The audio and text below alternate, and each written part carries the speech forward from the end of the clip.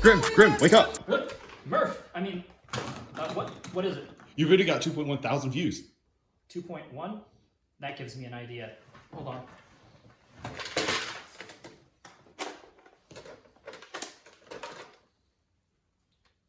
Shit. I'm ahead of you, you cheapskate bastard. Take it. Well, let's get started then.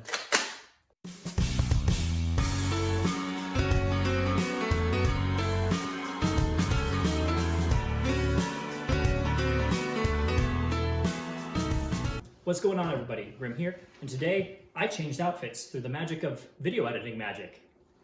So with that out of the way though, we're here to go over the Mark 2.1, and unfortunately there won't be a time lapse of me unboxing this because I'm a cheapskate bastard, ran fuck out of money, and I had to have him back me out since he just bought one of these. Thanks to Isaiah, who's behind the camera, who's letting me review his Mark 1.2, or 2.1 rather, for review.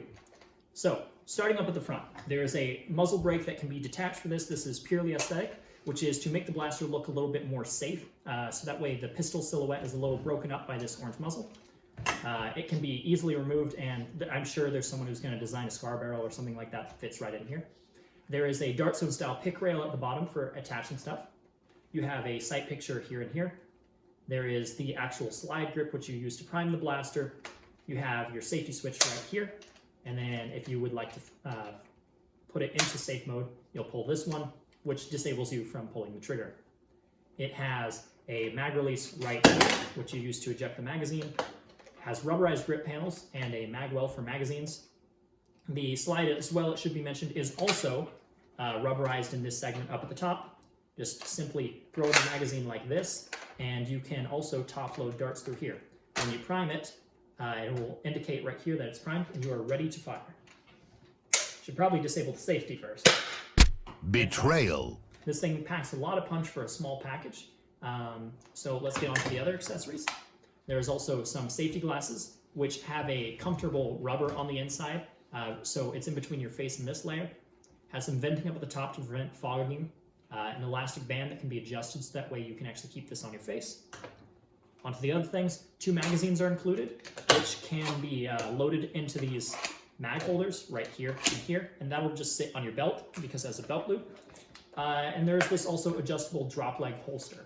The drop leg holster can be attached via multiple means aside from this one if you don't like the stock mounting points. It can be moved side to side like this, and it is for right-handed users only. Unfortunately, if you are a lefty, you're straight out of luck like I am. It has a port right here for storing the muzzle, and then simply when this is on your leg, you won't have all this here, but you will be able to stick the blaster in the holster rather, just like a Kydex holster. It is fairly in there, and in testing, it is a little hard to get this thing to come out. However, on slippier pants, this will jiggle around a little bit. So now that we have all the overview out of the way, we will go out to the range and do some actual testing of this blaster. Alrighty guys, so we are going to try and do a speed dump of this magazine. Similarly to the 1.2, there were a lot of issues with that one jamming and locking up. I haven't experienced any jams or malfunctions with this one thus far. However, I'd still like to see if it's even remotely possible to fire fast with this blaster to begin with, or if there are locks that prohibit it and whatnot, just so that way you guys can make an overall well-informed decision. So with that out of the way, let's begin.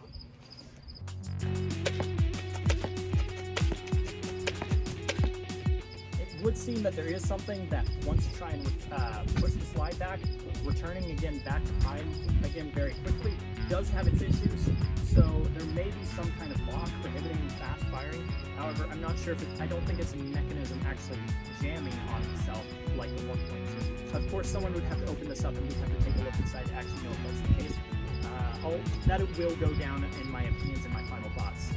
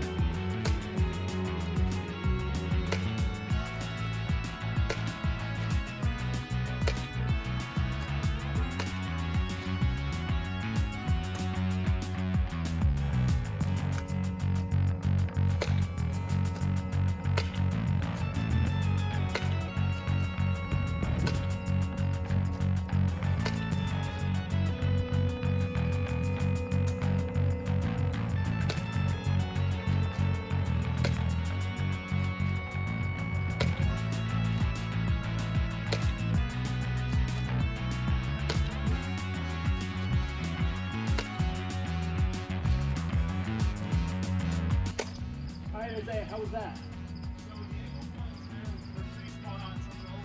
Okay.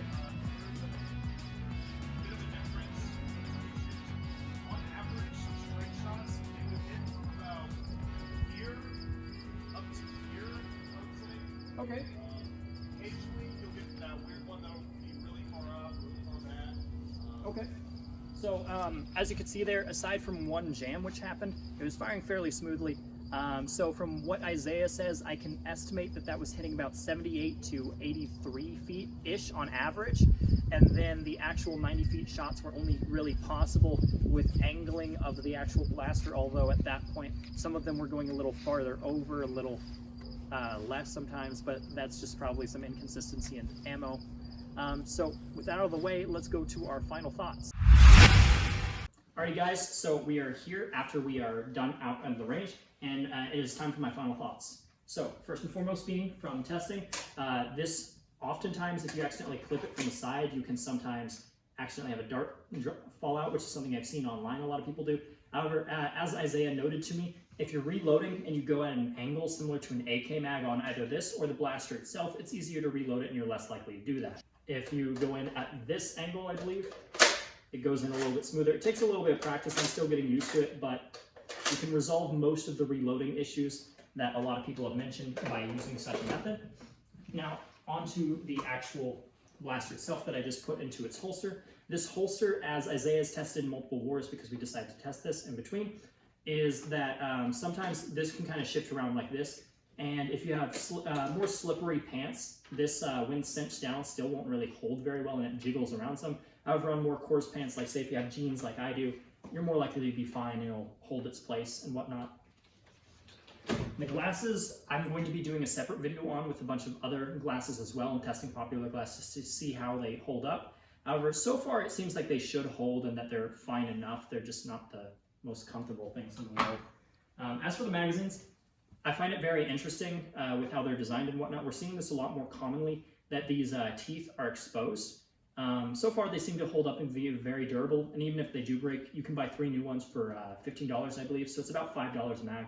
That's a very agreeable price personally, especially with how they seem to work, and they function just fine, personally speaking. As down to the blaster itself. The blaster itself, from what I've seen in other people's recordings, hit about 175 feet per second. This thing packs quite the punch and can hit almost 80 feet out of the box.